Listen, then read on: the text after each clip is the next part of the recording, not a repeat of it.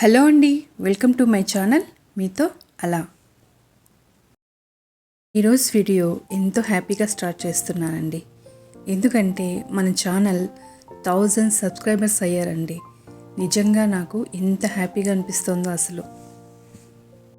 నా channel subscribe చేసుకుని నాకు సపోర్ట్ ఇస్తున్న ప్రతి ఒక్కరికి థ్యాంక్ యూ సో మచ్ అండి.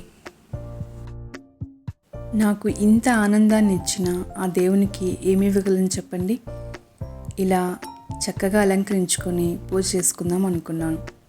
ఇక ఉదయాన్నే ఇలా మొత్తం అన్నింటినీ రెడీ చేసుకుంటూ ఉన్నాను. నేను ఛానల్ స్టార్ట్ చేసి 4 months అవుతుందండి. అసలు వితౌట్ నాలెడ్జ్ నేను ఛానల్ స్టార్ట్ చేశాను. ప్రతి ఒక్కటి ఇక్కడే నేర్చుకున్నానండి. మనం ఏం సాధించాలన్నా మన ఫ్యామిలీ సపోర్ట్ మనకు చాలా అవసరం. నాకైతే నా ఫ్యామిలీ సపోర్ట్ అస్సలు మర్చిపోలేదండి. ఎంత సపోర్ట్ చేశారంటే పిల్లలు కానీ, మా వారు కానీ, మా బ్రదర్స్ కానీ, ఇలా అందరి సపోర్ట్తో ఈరోజు ఇలా నేను 1000 సబ్స్క్రైబర్స్ని సాధించగలిగాను. ఇలా మా పైన హాల్లో ఉన్న కృష్ణయ్యని చక్కగా అలంకరించుకుంటూ ఉన్నానండి.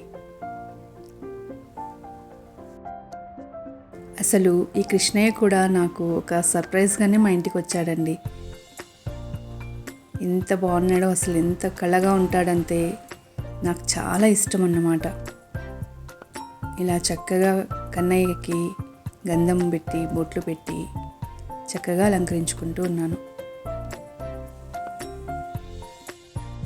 ప్రయత్నం అనేది మొదలు పెడితే విజయం అనేది దానంటే అదే వస్తుందండి. ఎందుకంటే మనం ఏదైనా ఒక పని చేసే ముందు చేయాలా వద్దా అని ఆలోచించే బదులు దాన్ని మొదలు పెట్టినప్పుడే దానిలో ఉన్న లాభ నష్టాలు మనకు తెలుస్తాయి.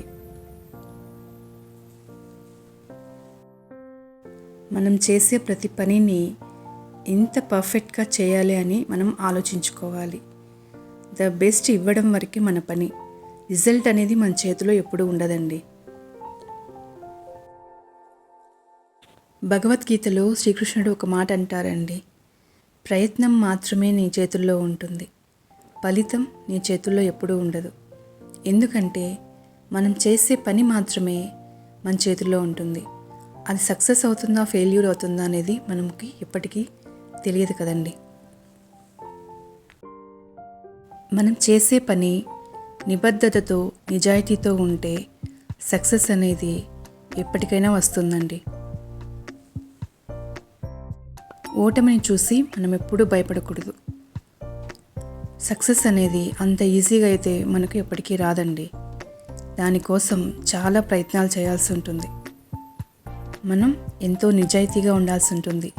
ఎన్నో అవమానాలను ఎదుర్కోవాల్సి ఉంటుంది. అప్పుడు మనకు తోడుండి మనల్ని నడిపించే శక్తి ఆ దైవమే అండి. ఇక ఈరోజు శివాలయ దర్శనం జరిగిందండి. ఈ శివాలయం మాకు దగ్గరలో ఉంటుందండి. చాలా బాగుంటుందన్నమాట.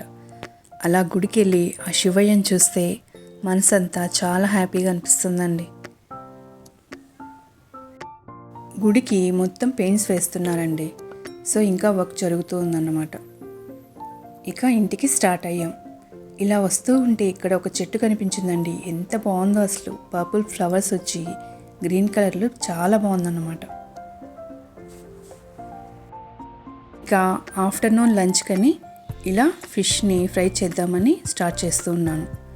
ఇలా ఫిష్ని వాష్ చేసేసి చక్కగా ఇందులో అల్లం వెల్లుల్లి పేస్ట్ వేసి అందులోనే మిరపపొడి, కార్న్ఫ్లోర్ని కూడా వేసి బాగా మిక్స్ చేసుకోవాలి.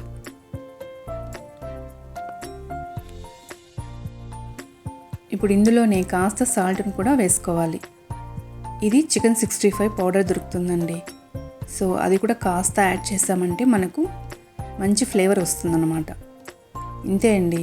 ఇలా సింపుల్ ఇంగ్రీడియంట్స్తో చాలా టేస్టీగా చేసుకోవచ్చు.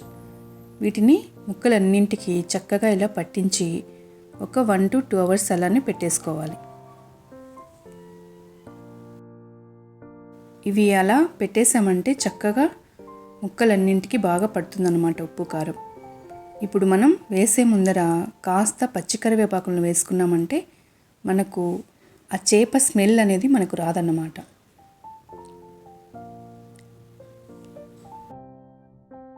ఇలా ఒక 2 గరిటెల ఆయిల్ వేసుకొని అది బాయిల్ అయిన తర్వాత ముక్కల్ని ఇలా మనం కాల్చుకోవాలి. ఆయిల్ మనకు ముక్క సగం మునిగే వరకు వేసుకుంటే చాలండి, ఎందుకంటే మళ్ళీ ఈ ఆయిల్ మనం రీయూజ్ చేయమన్నమాట. ఇలా వీటిని వేసుకొని మనం సిమ్లో పెట్టుకొని ఒక 2 to 3 మినిట్స్ ఒకవైపు కాలిన తర్వాత దీనిని మనం టర్న్ చేసుకోవాలి.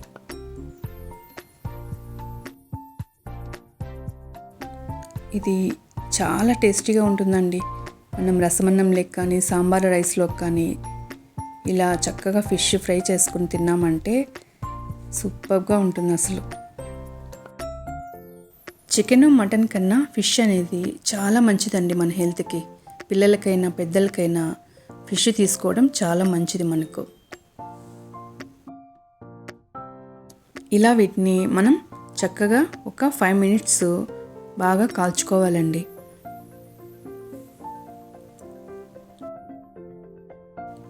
ఇలా మొత్తం సిమ్లో పెట్టుకొని మనం కాల్చుకున్నామంటే చేప అనేది లోపల బాగా బాయిల్ అవుతుందన్నమాట. చాలా సింపుల్ ఇంగ్రీడియంట్స్తో చాలా టేస్టీగా ఉంటుందండి ఫిష్. ఇలా మనం కాస్త ఓపిక చేసుకున్నామంటే చాలా టేస్టీగా మనం ఫుడ్ చేసుకోవచ్చండి. మనకు కావాల్సింది కాస్త ఓపిక అన్నమాట.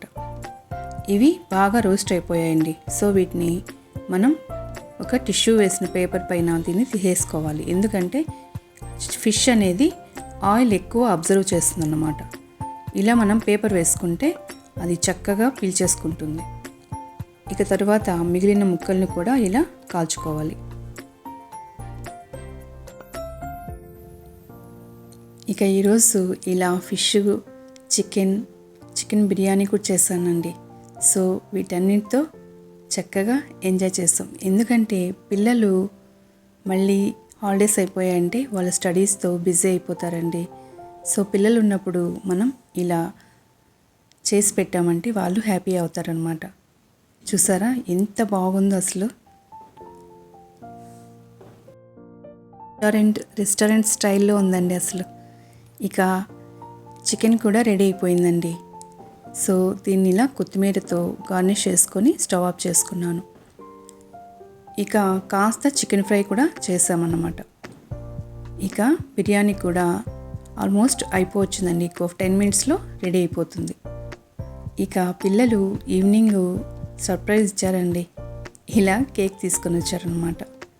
సో ఫ్యామిలీతో నా సెలబ్రేషన్స్ ఇలా హ్యాపీగా చేసుకున్నాను. ఇదండి ఈరోజు వీడియో. ఈ వీడియో మీకు నచ్చినట్లయితే లైక్ చేయండి, షేర్ చేయండి, సబ్స్క్రైబ్ చేసి నాకు సపోర్ట్ చేయండి. Thank you for watching.